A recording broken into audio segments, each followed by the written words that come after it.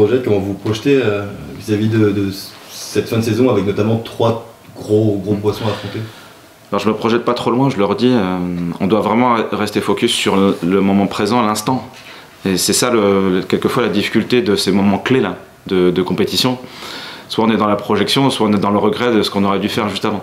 Et dans les deux cas, on n'est pas concentré sur l'essentiel. L'essentiel, c'est de faire le meilleur match possible, avec le rapport de force qui sera celui imposé à la fois par nous, ce qu'on va proposer, et par l'adversaire.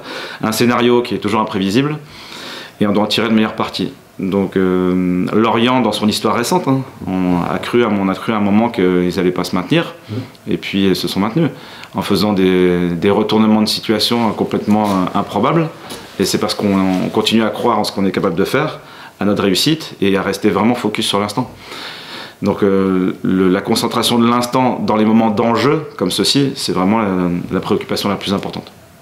Juste comment on gère une semaine comme ça, où il y a match vendredi soir, on rejoue direct le mercredi, ça fait 3 jours à peu près d'entraînement, alors qu'on n'a pas l'habitude de le faire depuis le début de saison.